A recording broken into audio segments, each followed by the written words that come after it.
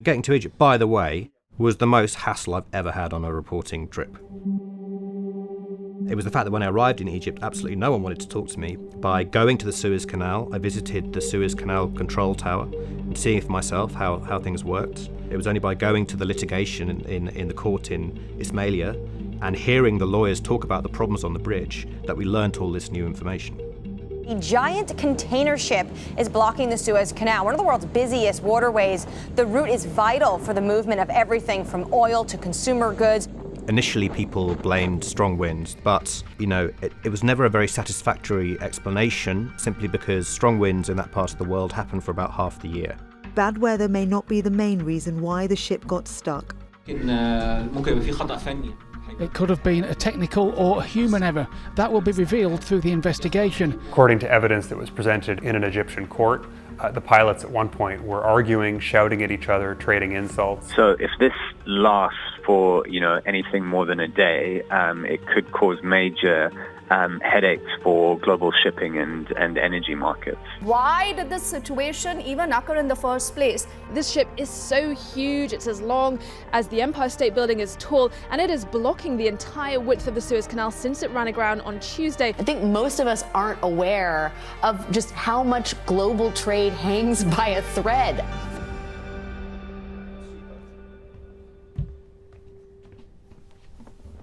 Hi, my name's Kit, and I'm a reporter for Bloomberg. I thought it was critical to actually go to Egypt to report this story. I visited the Suez Canal Authority, I spoke to the chief pilots, I attended a couple of the court hearings, and saw the ship owners' lawyers make the argument for the first time that there had been some fault in the hands of the Suez Canal pilots. I'm Matthew Campbell. I'm a reporter and editor for Bloomberg Businessweek. So modern ships of all sizes really have something called a voyage data recorder on the bridge. The idea is to capture audio of everything that goes on. So in the case of the Ever Given, as in so many marine accidents, this evidence from the VDR became really critical to determining what actually occurred. The urgent effort to dislodge a cargo ship stuck in the Suez Canal, blocking a key global trading route. This is a traffic jam like no other. There was this rippling cascade of disruption to global trade, and therefore lots and lots of people who might argue that they lost money as a result of what occurred on board the Ever Given in late March. Then the happenings on the bridge, what was recorded by the VDR, becomes a matter of incredible sensitivity because it is just crucial evidence.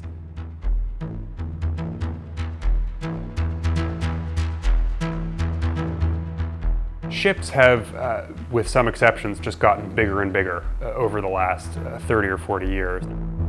The Ever Given, if you include the value of the ship, the value of the fuel on board, and the 17,000 odd containers it was carrying, it comes to about $1 billion. This is one of the largest objects that humans have ever put on the ocean. There was a crew of 25, led by a captain named Krishnan Kanthavel, a very experienced mariner from Tamil Nadu. It had set sail from Asia and was due to arrive in Rotterdam a couple of weeks later. In the Suez Canal, you typically transit early in the morning. So the Ever Given would have been emerging from the Red Sea, coming into the Suez Canal. There were terrible winds at that point, a whipping sand, a really severe storm, and enough wind, in fact, that some vessels decided that they did not want to proceed through the canal on that day. The captain of the Ever Given, Captain Kanthavel, would have had a choice about whether to proceed. It is always the final decision of the captain. But there are huge financial pressures on a captain in this situation. The shipping industry is a just-in-time business. A captain of his experience would be keenly aware that there were huge amounts of money riding on getting his cargo to Europe on time. If you look at the Suez Canal from a satellite, it looks like a fairly straight shot through the desert with a couple of lakes on the way. And you would imagine, I imagined, that it wouldn't be particularly difficult to steer a ship straight through the passage. But actually, it's a very stressful thing to do, we're told by all the sailors and captains that we spoke to. It's a very narrow gap in places, 200 meters or so wide and quite shallow.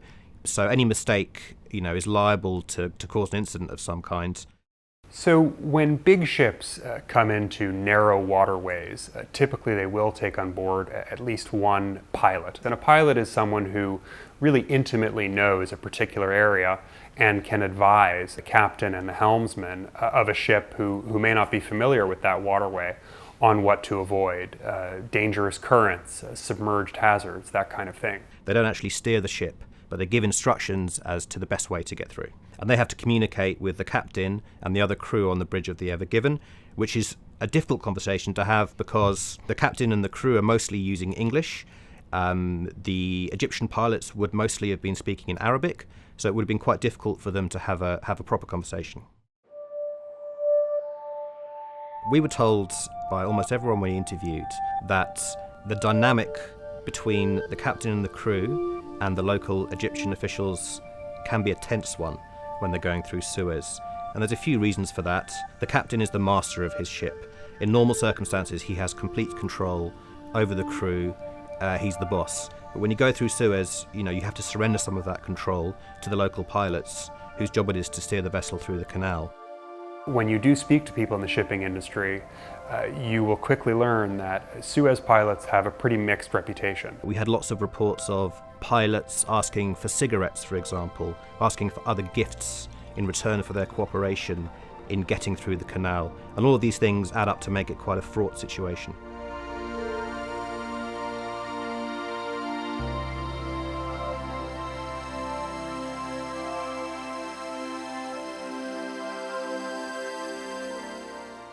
So the Ever Given comes into the canal in these very windy conditions, and you have to think about the scale here. This is a vessel that is 400 meters long. It's also, at the top of its containers, more than 50 meters above the waterline. So it really is an enormous surface for the wind to smack against. And what appears to have happened is the Ever Given began to act as a sort of sail and was swerving back and forth in the canal. And we know from some of the evidence that's come out in legal proceedings that there was an argument on the bridge between the two Egyptian pilots. They were arguing about speed, the weather, and we know that when the captain tried to get in the middle of the argument and calm things down, one of the Egyptian pilots threatened to just leave the ship, leave his post.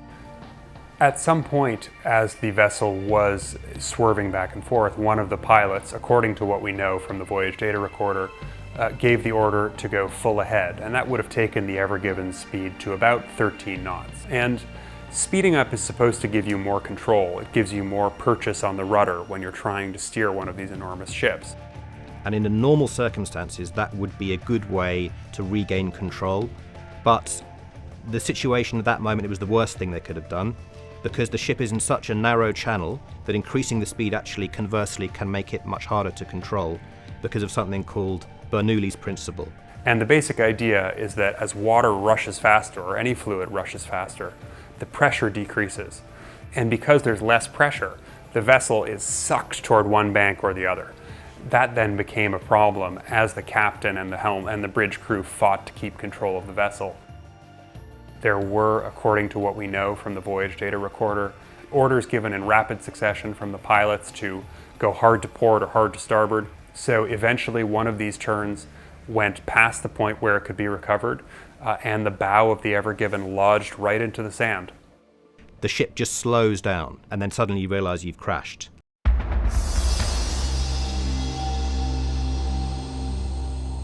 So the Ever Given was stuck in one of the southern reaches of the canal, quite close to the southern entrance.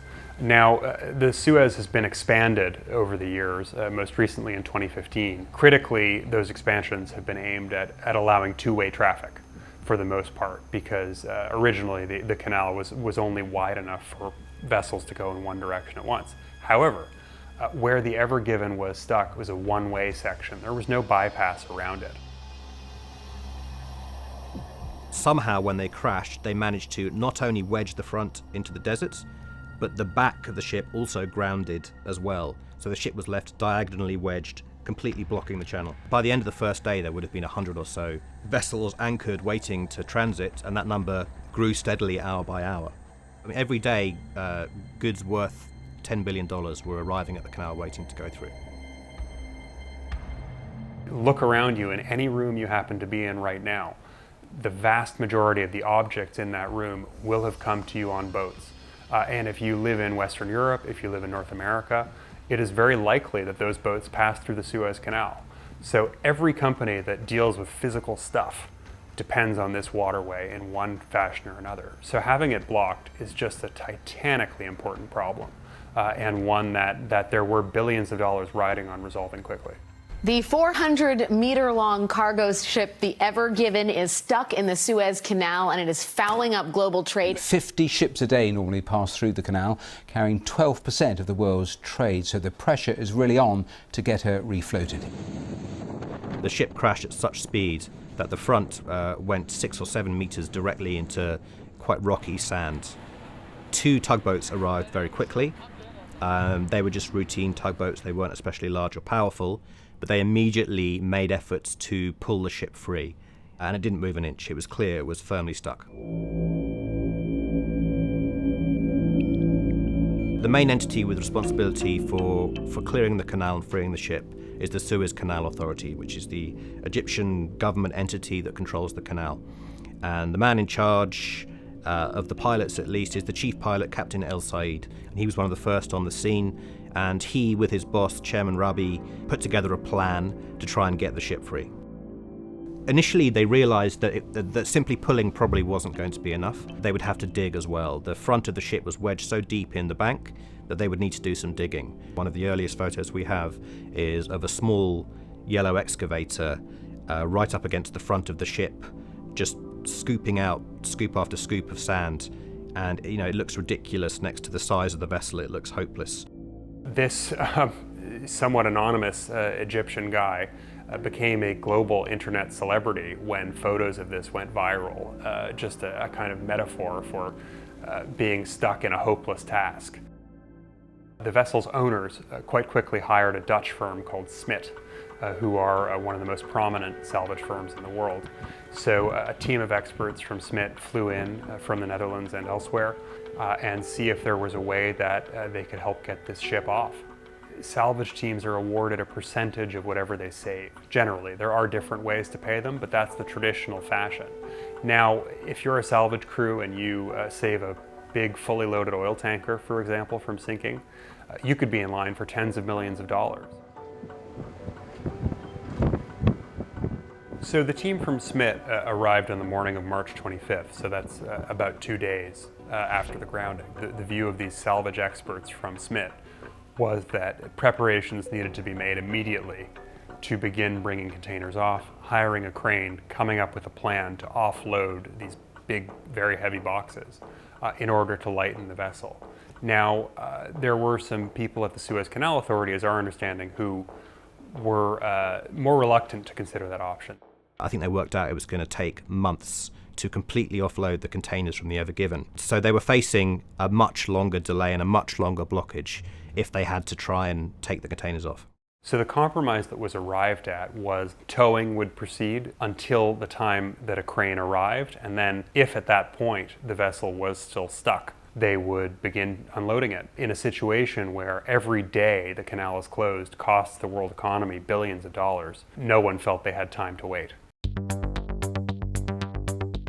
On the 28th of March, that was a Sunday, you had 2 very powerful tugs turn up from the south. Combined had something like 200 or 300 tons of pulling power. The tide is, of course, very important. You want more water, that means more buoyancy, more ability to lift the ship clear of whatever it's stuck on. There was actually, at the end of March, a supermoon, a time when the moon is unusually close to Earth. Tidal peaks are higher, so if you happen to be trying to get a 400-meter container ship off a sandy bank, that's potentially quite important because you have more water to work with. So everyone knew that March 28th to March 29th was the best opportunity for weeks that the salvers were going to have to pull the Ever Given clear. There was no sudden movement or noise. They just suddenly realized their tugs, instead of treading water, were moving. And they were moving because the back had very slowly started to move away from the bank. So the rear was freed first, but the front was still wedged. One of the worries was that when the bow did finally come free, it would swing clear across the canal. First of all, potentially doing terrible damage to anyone who was in the way, which included lots of vessels from the Suez Canal Authority, and potentially also swinging right into the opposite bank, grounding itself again. So during the towing operations, the crew of the Ever Given had helped set up cables from the bow of their vessel to shore, 4 in total, so that when the bow did finally come clear, it could be held from swinging right across the canal. Smith came up with an idea to take on ballast water into the ballast tanks at the rear of the Ever Given. The back is pushed down and the front is lifted ever so slightly. That slight lift at the front turned out to be just enough to help them lift out of the sand. So when the tide changed and the waters were flowing out and the 2 powerful tugs were pulling in the same direction, that was when the front finally came clear. And when that happened, everything happened quite quickly. There was jubilation, as you can imagine. They all sounded their horns at the same time, could be heard for miles away. One of the Egyptian dredgers was cheering and shouting, "Number one, number one." So once the Ever Given was free, it was towed up to the Great Bitter Lake, which is a body of water partway up the canal. And it sat there during what became a pretty tense legal standoff. You had the Suez Canal Authority, which is part of the Egyptian government, demanding compensation of more than $900 million in exchange for letting the vessel go. Now, the Egyptians claimed that part of this was a so-called salvage award, which is the percentage of value that you're entitled to when you rescue a vessel. Part was also for what amounted to reputational damages. The owners of the Ever Given, and frankly a lot of people observing this around the world, thought that figure was absurd. The Egyptian government reduced their ask to $550 million. I think it's probably a safe bet that the settlement came in somewhat below that, but we just don't know. In any case, it is a great deal of money.